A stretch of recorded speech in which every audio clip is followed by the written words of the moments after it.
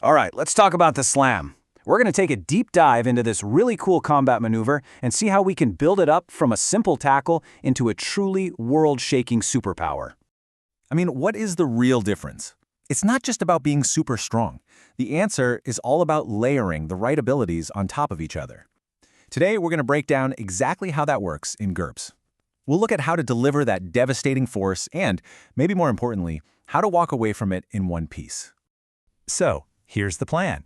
We're going to follow a character's journey, building their power level one step at a time. We'll start with just a basic collision and end up with a ricocheting super attack. And at each stage, we'll look at the damage you deal, the damage you take, and what happens next. Okay, first things first. Before we can build anything, we need to understand the foundation.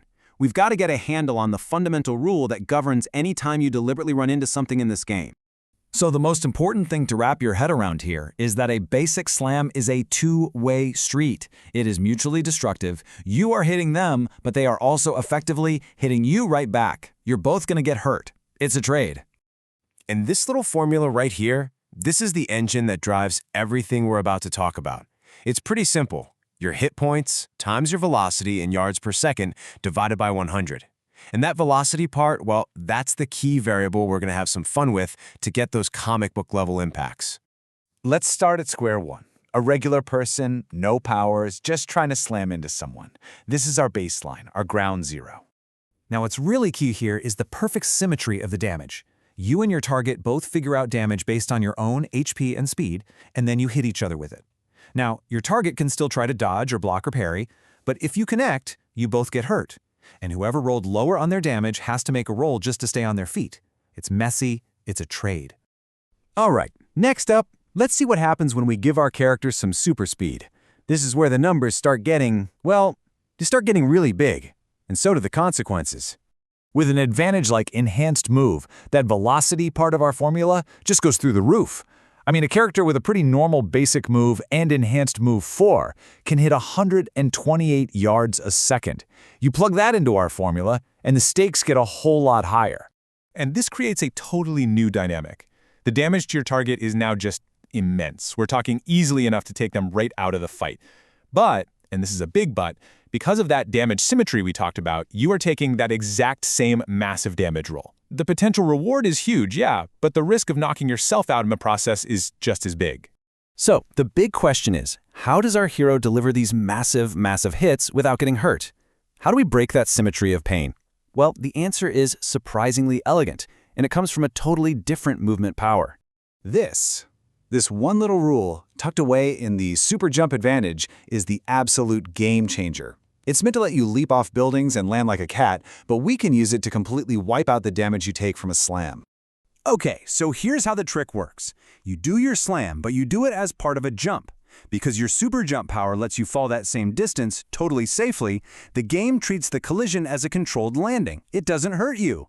This means you can use your top jumping speed to calculate the massive damage against your target while you take absolutely nothing. You've just turned a kamikaze attack into a safe surgical strike. So we've made the slam powerful, and we've made it safe. What's the final step to making it truly super? Well, let's add a bit of tactical flair, shall we? See, by adding the bouncing enhancement to your super jump, you turn that collision into a whole new kind of movement. Instead of just hitting your target and stopping, you make a skill roll. You passed it, you take 0 damage, and you literally ricochet off them, keeping almost all of your speed. And this is what turns a simple collision into this incredibly mobile tactical maneuver. You can slam one bad guy and use the bounce to immediately slam a second one. Or maybe just reposition yourself somewhere safe across the battlefield. You're not just an artillery shell anymore, you are a human pinball. Okay, let's bring it all home. Let's recap this whole power progression we just walked through, from a simple shove all the way to a superhero's signature move. You can literally see the evolution right here on this table. We start with that risky trade, then we crank up the power and the risk with enhanced move. After that, we use super jump to completely get rid of the risk to ourselves. And finally, we add bouncing for that tactical edge. Each step just builds perfectly on the last one. So these are the core ideas to remember.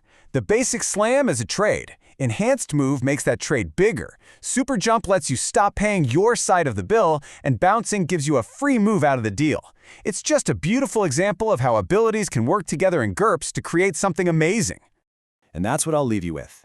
Now that you know how it's built, think about it from both sides. How would you make the ultimate slammer? But also, how would you build a character to stop this human cannonball?